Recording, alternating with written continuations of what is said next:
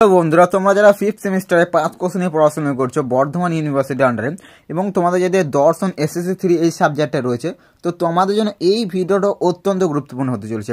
কারণ এই ভিডিওটার মধ্যে তোমার এসএসসি 3 পেপারের সাজেশনটা নিয়ে আলোচনা করবো, প্রশ্নমান 5 এবং প্রশ্নমান 10 উভয়ের প্রশ্নগুলো নিয়ে আলোচনা করবো। তো অবশ্যই ভিডিওটা প্রথম থেকে শেষ অবধি ভালো করে শোনো এবং কোন প্রশ্নগুলো এই বছর পরীক্ষার জন্য মোস্ট ইম্পর্টেন্ট সেটাও জেনে নাও। এবং তোমরা যারা এখনো পর্যন্ত এই পেপারের কোনো কিছু প্রশ্নের উত্তর প্রস্তুত করতে পারোনি, তো তোমাদের উদ্দেশ্যে বলে দিচ্ছি, দেখো বন্ধুরা, নিচে যে হোয়াটসঅ্যাপ নাম্বার দিয়েছি ওই হোয়াটসঅ্যাপ নাম্বার যোগাযোগ করবে। হ্যাঁ বন্ধুরা, মাত্র 50 টাকা পেমেন্ট করতে এবং তোমরা এই পেপারের সমস্ত প্রশ্নের উত্তর পেয়ে যাবে। সে তুমি প্রশ্নমান 10 বলো, প্রশ্নমান 5 বলো এবং তোমাদের যে শর্ট প্রশ্ন করতে অর্থাৎ প্রশ্নমান 2 বলো, সমস্ত প্রশ্নের উত্তরগুলো পেয়ে যাবে। তো অতি অবস্থায় নিচে যে হোয়াটসঅ্যাপ নাম্বার দিয়েছি ওই হোয়াটসঅ্যাপ নাম্বারে যোগাযোগ করবে। তো তোমরা প্রচুর কমেন্টে বলছিলে এই পেপারের সাজেশনটার জন্য, তোমাদেরই কথা মতো এই পেপারের সাজেশনটা নিয়ে চলে মাত্র গুটি কয়েক প্রশ্নগুলো নিয়ে চলে এলাম। মাত্র 10টা প্রশ্ন দিয়েছি। হ্যাঁ বন্ধুরা, এই 10টি প্রশ্নের উত্তর যদি তোমরা ভালো করে প্রস্তুত করে নিতে পারো, এই পেপারের চিন্তা শেষ। তো অবশ্যই এই 10টি প্রশ্ন সবার প্রথম ভালো করে প্রস্তুত করে নেবে। তো চলো এবারে সাজেশনের প্রশ্নগুলো দেখে নেওয়া যাক। তো চলো দেখে নেও। তো দেখো বন্ধুরা, তোমাদের BA 5th semester general philosophy SSC 3 suggestion 2025 তোমাদের বর্ধমান ইউনিভার্সিটি, তোমাদের পেপার এসএসসি 3 এবং এই ভিডিওটার মধ্যে প্রশ্নমান 5 এবং প্রশ্নমান 10 উভয় সাজেশনটা নিয়ে আলোচনা করবো এবং তোমাদের এই পেপারটার কোনো অর নেই, একটাই পার্ট। তো চলো এবারে প্রশ্নগুলো দেখে নেওয়া যাক। তো চলো দেখে নেওয়া যাক।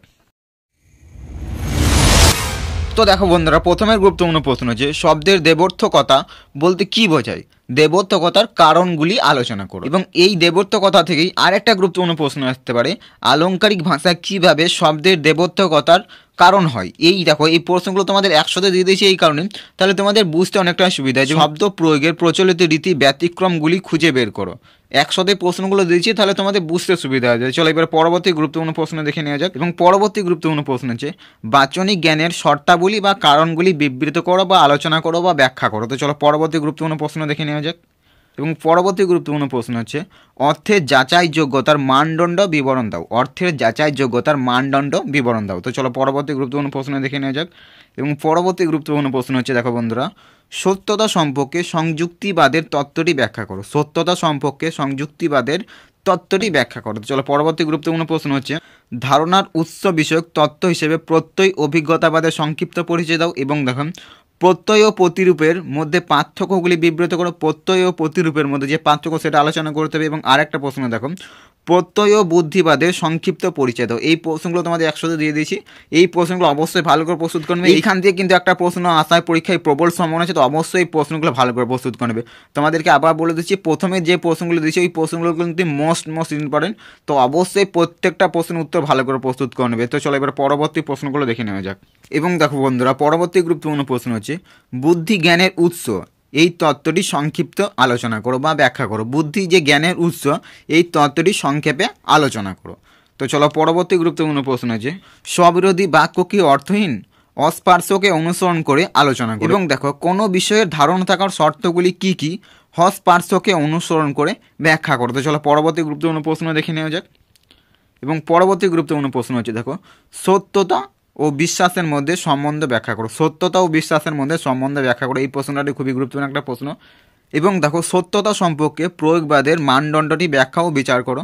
সত্যতা সম্পর্কে প্রয়োগবাদের মানদণ্ডটি ব্যাখ্যা ও বিচার করো। এবং দেখো, সত্যতা সম্পর্কে অনুরূপতাবাদের মূল বক্তব্যগুলো যেগুলো রয়েছে সেগুলো আলোচনা করতে হবে। তো চলো পরবর্তী গুরুত্বপূর্ণ প্রশ্ন দেখে নেওয়া যাক। এবং পরবর্তী গুরুত্বপূর্ণ প্রশ্ন হচ্ছে সবল ও দুর্বল অর্থে জানা এর মধ্যে পার্থক্য প্রদর্শন করো। সবল ও দুর্বল অর্থে জানা এর মধ্যে পার্থক্য প্রদর্শন করো বা আলোচনা করো। এবং দেখো, জানা শব্দটা যে বিভিন্ন অর্থে ব্যবহৃত হয় সেগুলি বিবৃত করো।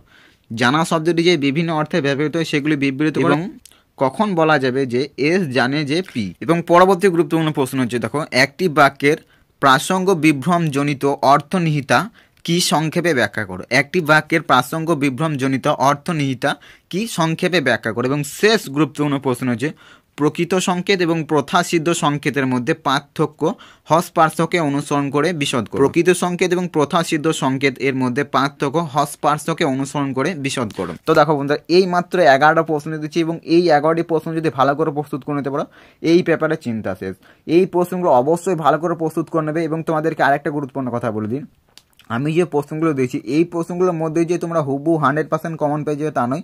প্রশ্ন কিন্তু তোমাদের পরীক্ষার হলে ঘুরিয়ে আসবে, তো অবশ্যই তোমরা কিন্তু প্রশ্নটা বোঝার চেষ্টা করবে যে উত্তরটা কোনটা হবে। এই 11টি প্রশ্নই কিন্তু এই বছর পরীক্ষার জন্য মোস্ট ইম্পর্টেন্ট, তো অবশ্যই তোমরা ভালো করে প্রস্তুত করবে। এবং তোমাদেরকে আবার বলে দিচ্ছি, তোমরা যারা এখন পর্যন্ত কোনো কিছু প্রশ্নের উত্তর প্রস্তুত করতে পারেন, তো তোমাদের উদ্দেশ্যে বলে দিচ্ছি অবশ্যই দেখো বন্ধুরা নিচে যে হোয়াটসঅ্যাপ নাম্বার দিচ্ছি ওই হোয়াটসঅ্যাপ নাম্বার যোগাযোগ করবে। হ্যাঁ বন্ধুরা, মাত্র 50 টাকা পেমেন্ট করতে এবং তোমরা এই পেপারের সমস্ত প্রশ্ন উত্তর পেয়ে যাবে। সে তুমি প্রশ্ন 10 বলো, প্রশ্ন 5 বলো, এবং তোমাদের শর্ট প্রশ্ন করতে হয় না সেটার উত্তর পেয়ে যাবে। তো অতি অবশ্যই নিচে যে হোয়াটসঅ্যাপ নাম্বার দিচ্ছি ওই হোয়াটসঅ্যাপ নাম্বার যোগাযোগ করবেন। এছাড়াও তোমাদের আরও অন্যান্য পেপারেরও যদি উত্তর প্রয়োজন হয় যে হোয়াটসঅ্যাপ নাম্বার দিয়েছি ওই হোয়াটসঅ্যাপ নাম্বারে যোগাযোগ করবে। এবং তোমরা যারা এখনো পর্যন্ত চ্যানেলটা সাবস্ক্রাইব করনি অতি অবশ্যই চ্যানেলটা সাবস্ক্রাইব করবে, কারণ এই চ্যানেলটাতে তুমি বর্ধমান বিশ্ববিদ্যালয়ের বিভিন্ন প্রিভিয়াস ইয়ার কোশ্চেন পেপার বলো, সাজেশন বলো এবং উত্তরগুলো নিয়ে আলোচনা করবে। অবশ্যই চ্যানেলটা সাবস্ক্রাইব করবে এবং এই ভিডিওটা যদি তোমার এখন উপকার এসেছে অবশ্যই একটা লাইক দিতে ভুলবে না। তো চলো বন্ধুরা, দেখা হচ্ছে পরবর্তী অন্য কোনো গুরুত্বপূর্ণ ভিডিওতে।